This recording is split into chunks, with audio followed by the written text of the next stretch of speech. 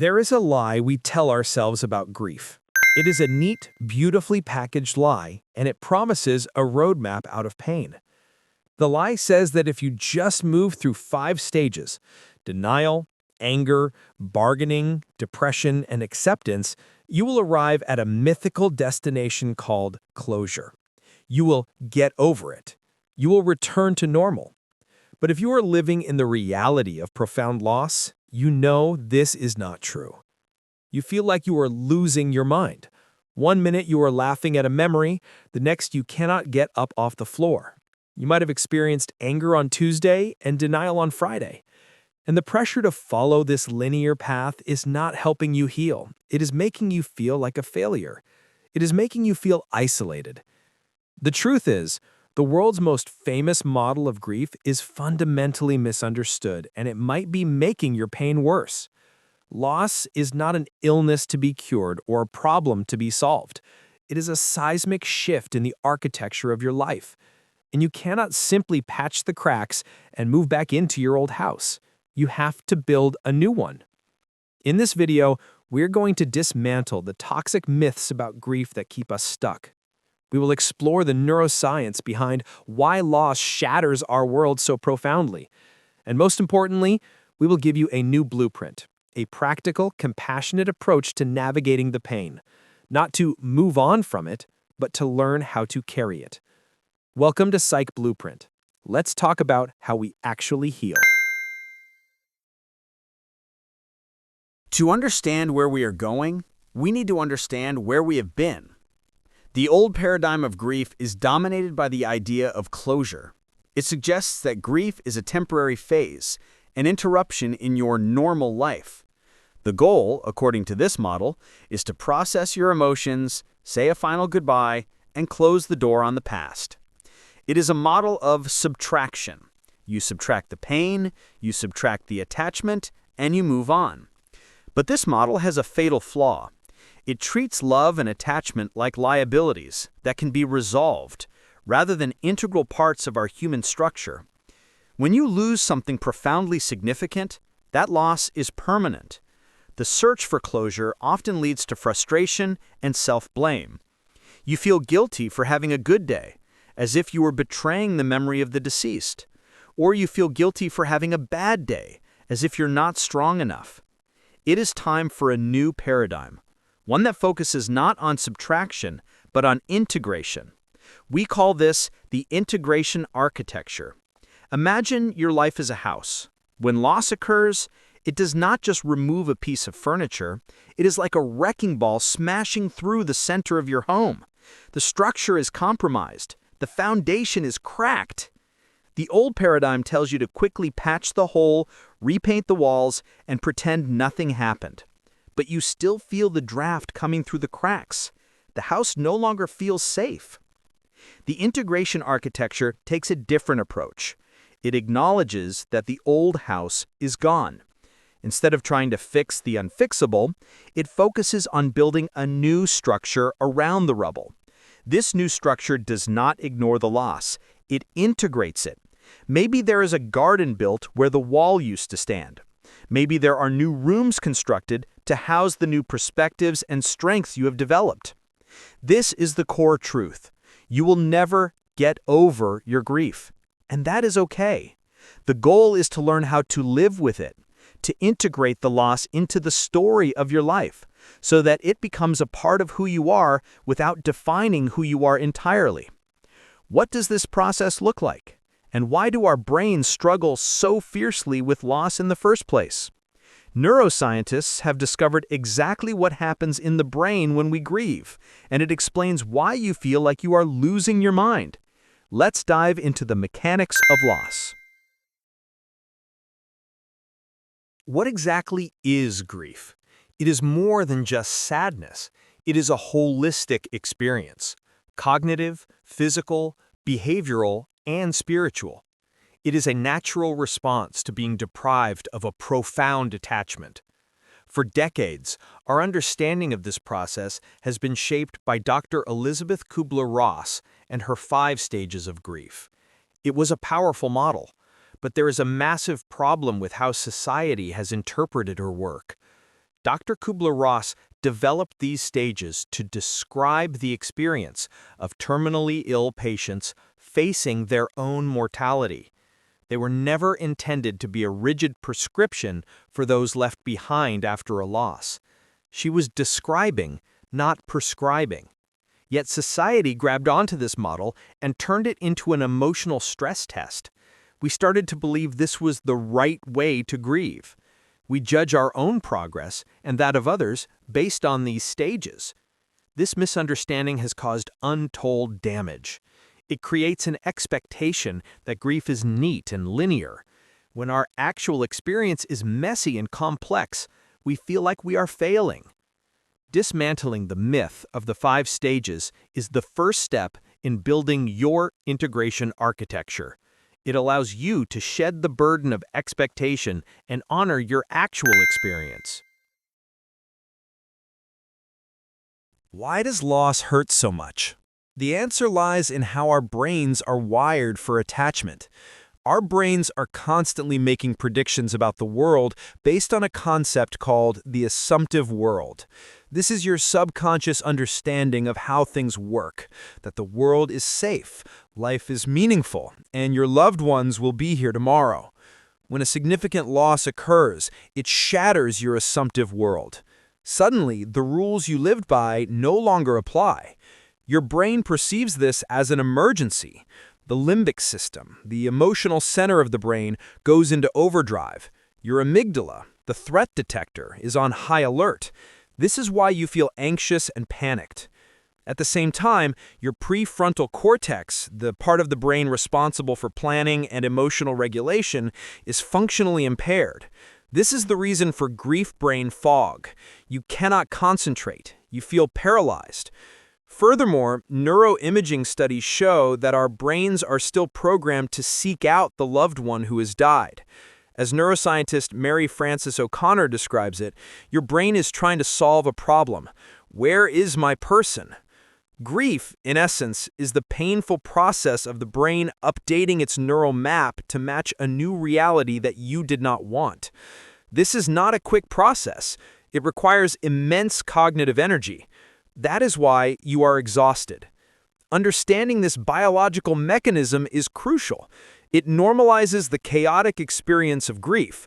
You are not crazy. Your brain is doing the hard work of rewiring itself.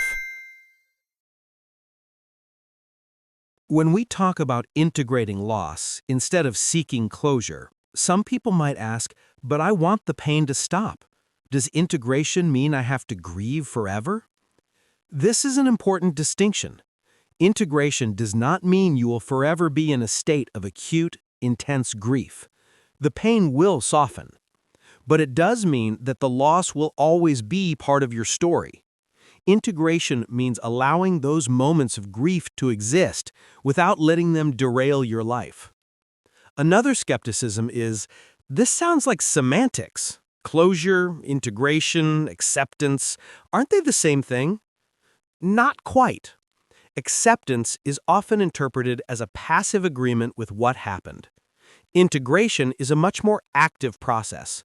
It is about intentionally weaving the loss into the fabric of your life.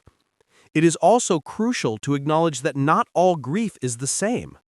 There is a phenomenon called prolonged grief disorder. This occurs when the acute pain remains persistent and pervasive for an extended period and significantly impairs your ability to function. It is like being stuck in a continuous loop of grief.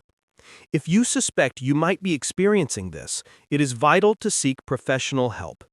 For most people, however, the journey of grief will naturally move towards integration over time. The consequences of adhering to the old paradigm are very real. It leads to what psychologists call disenfranchised grief. This is grief that is not publicly acknowledged. When people expect you to get over it on a certain timeline, you start to hide your true feelings. This leads to profound isolation and can stall the natural healing process. In contrast, adopting the integration architecture paradigm can radically transform your experience. Consider the story of Anna. Anna lost her husband to a sudden illness. her friends constantly encouraged her to move on and start dating again. Anna tried to force herself into closure, but she only felt worse, as if she was betraying her husband. The shift happened when Anna found a grief counselor who introduced her to the concept of continuing bonds, a core component of the integration architecture. Instead of severing the connection, Anna was encouraged to find new ways to maintain a spiritual relationship with her husband. She started writing letters to him in a journal. She created a small ritual on his birthday. By integrating her husband's memory into her daily life, she freed herself from the guilt. She realized she could move forward and still love him. Anna's story shows the power of integration. It allows us to live with the paradox of loss, acknowledging the painful absence while honoring the enduring presence of love. And it leads us to an important discovery. Grief experts like David Kessler have argued that there is a crucial sixth stage of grief that most people miss, and it is the key to true healing. This stage is not acceptance, it is something much deeper. So how do we build our own integration architecture? It is time for the blueprint. Building your integration architecture is a three-phase process: diagnosing your grief map, stabilizing the structure, and upgrading your model for long-term integration. The first step is understanding your emotional terrain. The dual process model of coping with bereavement is our tool here. This model suggests that we oscillate between two states: loss-oriented and restoration-oriented. Loss-oriented is when you confront the grief directly, crying, reminiscing, feeling the yearning. Restoration-oriented is about engaging with your new life, learning new skills, solving practical problems, and allowing yourself a break from the pain. Here is the crucial point: both processes are necessary for healing. Healthy healing involves oscillation, a dance back and forth between these two states. The practical exercise: the dual process check-in. For the next 3 days, pay attention to your state. When you feel a wave of grief coming, or when you feel numb, ask yourself, what do I need most right now? Do I need to lean into the loss, or do I need to focus on restoration? If you need loss, give yourself permission to feel it. Set a timer for 15 minutes and really go into the emotion. If you need restoration, give yourself permission to take a break without guilt. This diagnosis helps you regain a sense of control. You are learning to work with your emotions. During times when acute pain resurfaces, your architecture can feel like it is about to collapse. You need emergency stabilization strategies. Remember that your nervous system is on high alert. Stabilization Tool 1. The 5-4-3-2-1 grounding technique. When you feel panicked, pause and engage your senses. Identify 5 things you can see. Touch 4 things you can feel. Listen for 3 things you can hear. Smell 2 things you can smell. Taste 1 thing you can taste. This technique pulls you out of the emotional spiral and brings you back to the present moment. Stabilization Tool 2. Self-compassion. Grief often comes with a harsh inner critic. Practice replacing self-criticism with self-compassion. When you are having a hard moment, talk to yourself the way you would talk to a dear friend. This is incredibly hard. It is okay to feel broken. Treating yourself kindly during suffering lowers stress levels and increases emotional resilience. Stabilization is not about making the pain go away. It is about making it manageable. Once the structure is more stable, you can begin the deeper work of integration. Upgrade 1. From closure to continuing bonds. Instead of trying to sever the connection, focus on transitioning the relationship from a physical presence to a spiritual connection. This might include creating rituals of remembrance, using the skills or values they taught you, completing a project they were passionate about. Continuing bonds affirms that love does not end with death. It just changes form.